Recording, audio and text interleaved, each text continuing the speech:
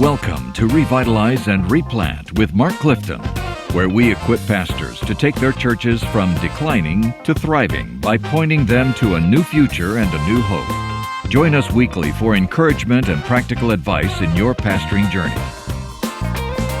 Hey, thank you, Dan. This is Mark. I'm here with Mark Hallock. Hey. I should say I'm Mark Clifton. This is Mark Hallock. We're not the 9 Marks. We're the 2 Marks. We're the two Marks. That's we good. just thought that up. He's here all week, folks. I know. I am. We are at Linwood Baptist Church. I know some of you are getting tired of hearing us say that, but we never get tired of talking about it.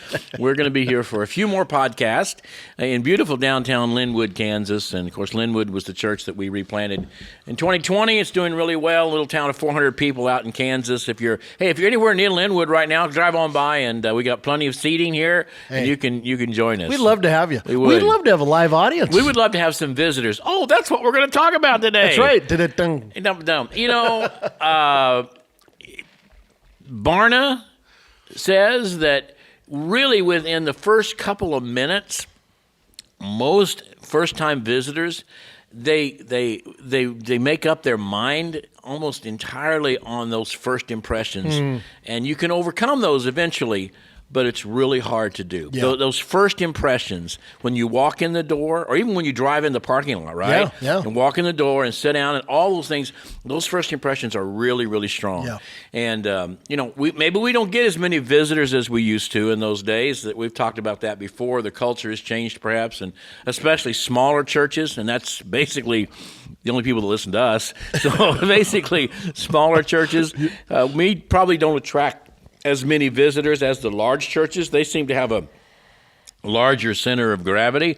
But that means if you're a smaller church, you need to be more focused on it. And part of the problem is if you go week after week after week and you don't have any visitors, you don't really prepare for them. And so when they do show up, they feel a little awkward or uncomfortable or like, what am I supposed to be doing here? So here we go, guys. We're going to talk today about several things you need to do to be prepared for the occasional visitor who shows up at your church. That's right. How to make them feel welcome. Yeah. Now, number 1, Mark, it's pretty simple, but we're going to talk about it anyway. Go ahead. Okay. Have a great church website. Yes, as opposed to a bad church As a website. bad church, yeah. And it doesn't. And here's when we say that it doesn't need to be over the top, incredible. It needs to not look cheesy and outdated. Yes, not cheesy and not outdated, and it just needs to tell who you are, what time your service is, maybe what entrance you want to come into, just a very little bit about yourself. But look at your website as though you don't know anything about your church. Yeah, right. I'm often asked to speak at different churches, and so I'll go to the website, and I want to find out what time the worship service starts. Generally, I've got to make 2 or 3 clicks to get there. Oh, yeah. It's not on the front page. Seriously. Usually the big church is the hardest to figure out. It is not on the front page. You got to go to About, or you got to go to our ministries, and then you got to go to, and then, it's 10:45. Why it's not on the banner is way beyond me. I know. Keep it simple. Keep it simple. We meet at 10:35 and all that. Okay, so good website. Number 2. Okay, number 2 is, this is good. Easy parking. Yes. Now you go, now wait a minute. We got plenty of parking. Now when I was at Warnell Road Baptist Church in Kansas City, Missouri, the first week I was there we had 18, and within a year we swelled to about 20. And so we had plenty of parking, all right? That was not a problem. In fact, there was some merchants near us, and I would encourage the employees of the merchants to park in our parking lot on Sunday. To make it look like more people we had were there. people there. But I did do one thing. I went out and I had some really cool signs made that said, reserved for first-time guests. Oh, I like it. Okay? Why did I do that? Believe me, there was plenty of parking spots.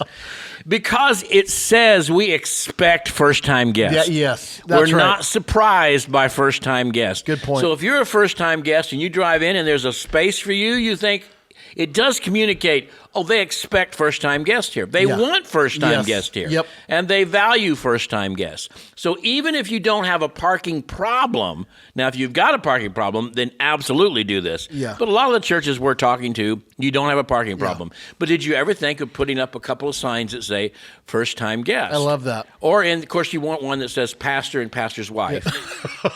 I'm sorry. They still do that? I was at a church the other day. This is about a year or two ago. And the first spot by the door was pastor's wife. The second spot was pastor. And the first thing I thought was, well, they're not riding together.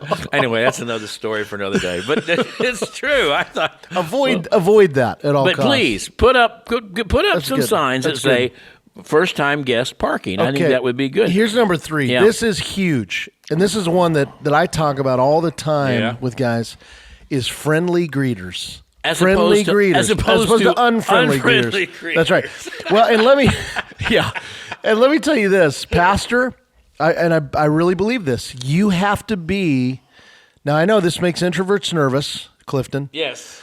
But on some level, you need to be the lead greeter. Yes, you do. Especially in smaller churches. Oh, totally. You know, I've said this before. One of my goals has been over the years to try to give everybody a high five or a hug or something, some kind of physical touch before I get in the pulpit. I don't know if I should even say this or not. I really don't, because it's a confession of a weakness that I have. That's all right. I am introverted almost to the part of dysfunction sometimes. And I think people don't understand that about me, because you say, man, you get up there and you're preaching to 500 people. Yeah, I can preach to 500 people, and I can do this podcast, but ask me to get into a one-to-one conversation for a while, and I freeze up. Yeah, that's right. I don't know how to do that. Yeah. And so I found when I was at Warnell particularly, I found I really enjoyed being at the door as people came in. Gotcha. Because, number 1, I got to see everybody. Yep. Number 2, I got to greet them. Yep. And number 3, they walked right on past me. It was quick. He was quick. I hate to admit that, because that's not a good thing.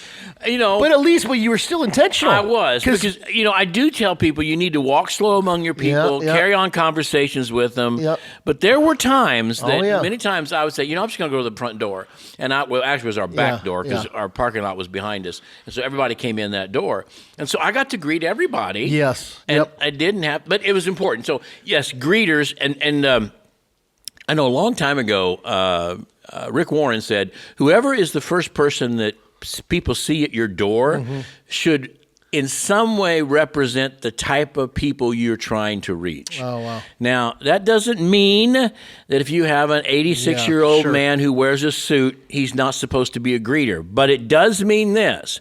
If you've got an 86-year-old man who's always wearing a suit and he's the first thing somebody sees, oftentimes their first impression is this is an older church and people dress really nice. Nothing wrong with being in older churches. There's nothing wrong with people dressing really nice. Right. But if he doesn't represent the majority of the people inside that building, that he may not be the one that should be at the front door. No, that's right. Or if he is, here's what I would say. Team him up with a couple, if you've got a couple kids. Yeah, that's I'm serious. Yeah. Like make kids or teenagers part of the greeting team. Yes, absolutely. And let them do it together. All right, go ahead. Okay, so friendly greeters. Okay, here's one.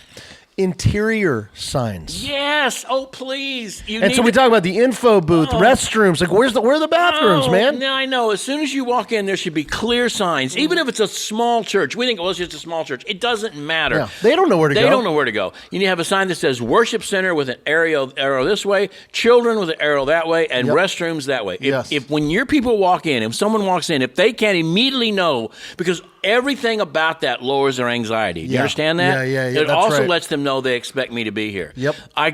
Look, I know enough about church architecture. I can walk into most church buildings and figure out where the restroom is, okay? Not always, I agree, but usually I kind of know, down this hallway, if there's a water fountain nearby, there's going to be a restroom on either side, that kind of thing. But man, very seldom do I walk into any door of a church and there's a clear sign that says worship center this way, restrooms are this way. I mean, oftentimes there'll be a sign that says office. Yeah. And I guess that's important during the week, but I'm a visitor. I don't need to go to the office unless I get in trouble. Right. But I want to know where the worship center is. Yeah, that's right. No, that's good. Clear, easy signage. Number 5, the next one is just an inviting atmosphere. And here's what we mean by that. I mean, there's a lot of things we mean by that. But like clean spaces, cleanliness. That's one of the things, by the way, here at Linwood. Yeah.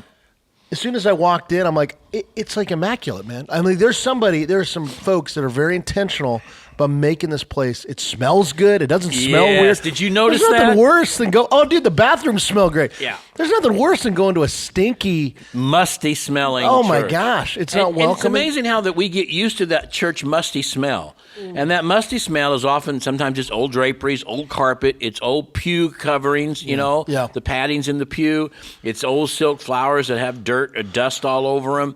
That kind of stuff, and the church is closed up for, 5 days a week, Yep. and it can smell musty. And we walk in there, and it's like, well, it's our church. It Yeah, kind of smells yeah. like Grandma and Grandpa's house. So there's a strange comfort to It it. smells like old people in here. I remember used to get in my dad's car. I love my dad, but I'd get in my dad's car, and I think, this thing smells like an old person. Now so my car is filled with all kinds of those little trees that hang around. Jill walks in there. So you won't become an old guy's he car. says, this thing over, why do you got all this stuff in here? Because I don't want it to smell like an old person.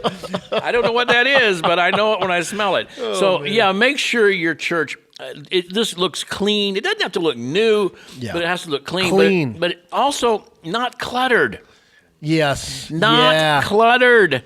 Can I say that? You got to throw some stuff away, man. Not cluttered. Yeah. I mean, it needs to be clean and lean and not cluttered. So if there is something on the wall, people draw attention. It means something. There's a poster of something that's coming up, a promotion about missions, but not just cluttered stuff all over the place. Easy for me to say. No, yeah. Because I'm not at your church, and everything in your church somebody gave and wants to have it there. That's right. But still, try not to be cluttered. That's good. All right? Okay, here's the next one. Is exceptional childcare. That's right. Doesn't mean it have to be. It doesn't mean it have to be all the best equipment, right, and the newest equipment, but it has to be. And here's a really important thing, guys. Look, I realize sometimes you don't have any children in your church, and the nursery hasn't been used for a long, long time. Yep. Please, right now.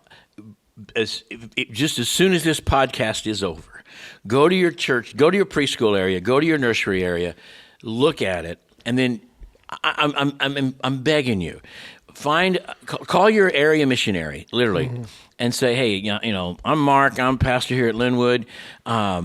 Can you connect me with one of our larger churches that has a staff person that deals with preschool? Yes. And talk to that person in one of the larger churches that deal with preschool and say, well, would you mind coming by here sometime and giving an inventory of our preschool room and tell me what things we need to remove and what things we need to replace? I want to know what a professional That's a great idea. person who does preschool ministry to church, I want to know what they think we need to have. Yep. I'm going to be very frank about this.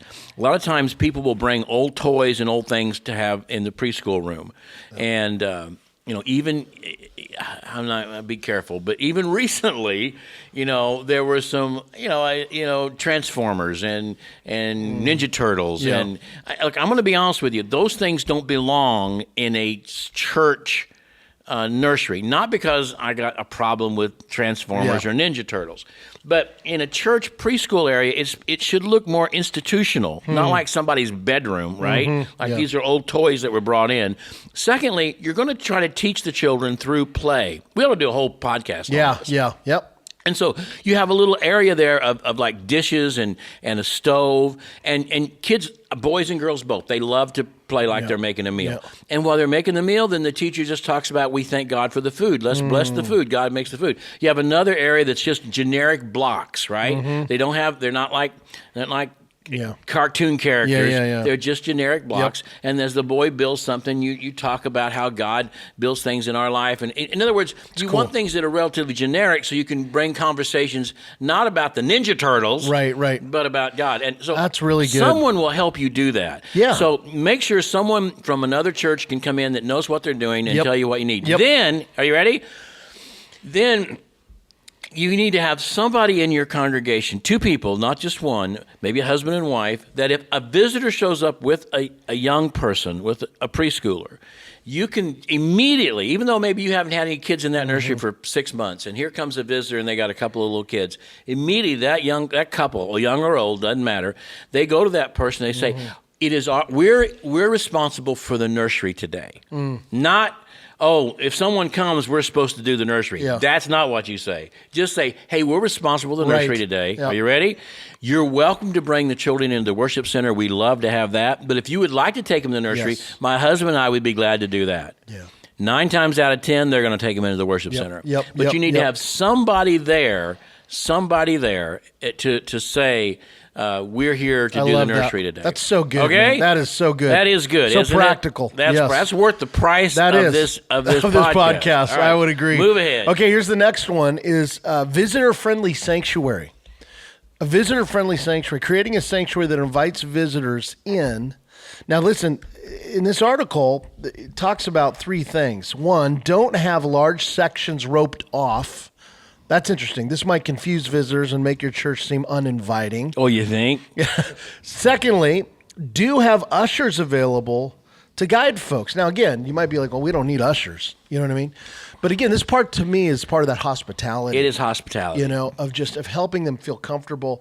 And then this is good. The last one is don't place new visitors right at the front. No, absolutely. There's no quicker way to make them feel like they're under a microscope, right? Than being in the front. And by the way, this came from Outreach Magazine, so we'll put it on the show notes. But I know sometimes we rope it off because we want to, but roping it off, I know a lot of you all do that. I would suggest if you have movable chairs, just take chairs out of the room. Yeah. If you have pews, try to get movable chairs instead. But if you've got pews, you're pretty much just going to have to live with it. And you just want to encourage your people to set up closer to the front. That's it. Because visitors don't want to be if trapped. your people are sitting in the front section, the visitor is not going to sit 10 rows back by himself. Yeah. He's going to come up. He may not be right at the front, but he'll be up closer to the front. So rather than roping off, now, if your people won't do it, they won't do it. I get that. Here's the real issue with visitors and where they sit. Are you ready? Get your pen and pencil ready. Here we go. This is a game changer, ladies and gentlemen. Game changer. It's important to have ushers, I suppose, to say, would you like to sit here? Although it's not a wedding. That seems a little weird, too, sometimes. If you got, like at Warnell, we could seat 610 people. We had 30 in there. They didn't need help finding a seat. But here's the deal. Rather than necessarily having ushers seat people, have some people who are standing at the back, greeting people, and if a new family comes in, watch where they sit. Are you ready? This is really important. And then have that one of those couples that's assigned to do this go and sit next to them so that your new people are never sitting alone. Dude, that's way good. That makes them feel part of the congregation. Now, sure. you don't bug them and bother them. Yeah. You introduce yourself. I'm Mark. This is my wife, Jill. Glad you're here today. And that's all you got to say right now. But they're not in a row alone. Yes. Because the worst thing that can happen is if everybody in the church is up here and they're 2 or 3 rows back all by themselves, that's dead. That is. So make sure that you've got some people who are aware to say, if someone's here and I've never seen, and even if they've been there before but you don't recognize them, then go sit by them anyway. Yep. And we get in the habits of sitting in the same places with the same people. That's right. And our people need to look at the sanctuary and say, well, there's somebody I don't recognize, somebody that might be new. Totally. They're sitting by themselves. I'm going to go sit by them. Yeah, that's so good. That's so good. Hey, here's the next one. And let me just say a few things to this, and I'd love to get your thoughts. So it's acknowledge visitors during the service. Now, when we say that, a couple things. One, we want to welcome them. We don't want to single them out, right? No. There's churches where literally it's like, hey, would you stand up and just introduce? And by the way, don't turn this off because I'm going to give you something in a minute that's going to blow you away. Oh, wow. You're just full of it today. You got all kinds of stuff. This is a big one today. This is a biggie. And don't be speeding this thing up to get to it. You got to listen to the whole thing, all right? Okay, but here's one thing. In some ethnic cultures, it's considered inappropriate if you don't recognize them by name. Okay? Okay. In other words, we have someone guest with us today. Who are you? And they often will stand up and say, I am Mark Clifton. I am from the Linwood Baptist Church where Howie Lucas is pastor. That's considered to be respectful. Yeah, respectful. You're not just ignoring them. Yeah. But that's your culture. And if that's the culture, then do that. But if that's not your culture, don't do that. Yeah. Don't say, who are you and why are you here today? Now, look, 45 years ago, when I was pastoring a rural church in North Missouri, that happened. I mean, people would come and we'd have our song leader say, we got some visitors today. You want to tell us who you are? It's like, where did that come from? It came from a culture 100 years ago where that was, no one would walk into your house and you wouldn't ask who you are. It was thought to be welcoming. Right. That's no longer the case. Yep. And then when I was a kid, we didn't do that, but we asked him to stand up. If you're here for the first time, would you stand up? And a visitor would hand them a visitor's card with a little red ribbon that said visitor. And they would stick it on their clothes. Oh, man. So that everybody would know that, oh, you're a visitor. Again, it was a way to try to welcome. So here's what you do today. Yeah. You simply say, I know we must. You can say, if we have first-time guests or we do have first-time guests, I always say you're not a visitor. Because visitors are unexpected. You're a guest because we would love to have you here. That's good. Thank you for being here. And we want you to get to know us at your own pace. And here's the deal I'm going to share with you. This is a great idea. Okay. You ready? You listening? They got it. It's not original with me. I saw it somewhere else. Okay. But this church put a QR code up on the screen, right? And they said, we would like to know who you are, and we'd like you to know more about us. And so if you don't mind, if you would use the QR code and let us know who you are, if you're comfortable doing that, for every one of those QR codes that we get today, we'll make a donation of $25 to the local women and children's shelter, if you would like to do that. I mean, and you do it, right? Sure. So I might be sitting there thinking, I don't want to give my information. Like, okay, sure. So you click and you go, and if you did that, thank you very much. So we've just made a $25 donation to the local women, and you name the women and children's shelter, not to your church. But to the local women and children's shelter. We're grateful for that because that's one of the ministries we support here, and we'll be glad to tell you more about our church. Isn't that pretty cool? That's a cool idea. All right, there you go. Okay, I love it. Here are a couple other things All right, go ahead. When it comes to offering, I think you need to be really clear that you're not obligated to give. That can be a weird here's time. what I always say. I say we're going to take an offering now, and this church is supported by the tithes and offerings of its members and regular attenders. That's good. We do not expect first-time guests to give. Yep. Let me say that again. Yep. This church and its ministries is supported by the offerings and tithes of its members and regular attenders. Yes. We do not expect first-time guests to give. I think that's that so important. removes, because they're going, should I put $10 in? Should I put $5 in? Yep. And nobody else is putting cash in. What's the deal? So that really helps a lot. Okay, so and one more, and then we're going to, is we got to make sure visitors know where to go after the service. And this is actually number 9, is making a post-service connection. Okay. Helping people connect. Because we think about greeters on the front end. Right. What about greeters on the back end? You know what I mean? Yeah, if you're here for the first time and you'd like to spend a few minutes with our pastor today, I'll be down here on the left. I'd be glad to talk to you. Just stand down there a few minutes and see if anybody has any questions. Okay, here's the last one. Ready? Yeah, Number 10 is follow up. That's right. With a letter. I got another great idea. How much time do we have, Kyle? Where are we? I got a few more. Whatever. But let's hear it. Come on. I'll tell you what, if you'll just speed this up to once and two times, we'll talk faster, all right? Okay, so go ahead. You're talking about follow up. The letter. If they go ahead and you get their information, now don't demand information from them. Don't say, we want you to fill out that card. If you'd like more information from us, please fill out the card. Or if you would like to use the QR code up there, we'll make a donation to the family shelter, and we can learn a little more about you, and you can learn a little more about us. If they do that, then follow up that week with a letter in the mail, not an email. If they give you their address, they don't give you an address, you got to do an email. But if they give you their address, a letter in the mail. And why in the mail? Because people don't get stuff in the mail anymore. That's right. All you get's junk mail, and especially it's fun to get you hand address it on the front. You don't put a label on it. You hand address it on the front. That's a good point. Right? Yeah. So hand address it on the front, and then give us the list real quick, Mark, of the things that should be in that email, in that mail, in that letter. And if you have to do it in an email, put it in an email. You want me to do it? Yeah. Okay, well, I'll just do it, all right? Because it is a good list, and I think it'll really make a lot of sense. Okay, here we go. You ready? Number 1, Express gratitude by thanking them for attending and taking time to visit your church. Number 2, personalize the message. Use the guest name, and if you can remember anything specific about them. It was great to have you and your 4 children here today. Yeah. That's really important, all right? Invite feedback. Then you say, we would love to know what you experienced and how we might improve that experience. Provide helpful information. By the way, we do have this coming up next month, and this is something that's coming up later on this month. And then offer support. Let them know that we're available to answer any questions, provide counseling, provide whatever you can do. Just something like that. So we'll put this in the show notes. Just those 5 things to put in a quick email or handwritten letter that you can send to folks. All right? I love it, man. That's great. Here's one other really weird off-the-wall idea. Okay. Ready?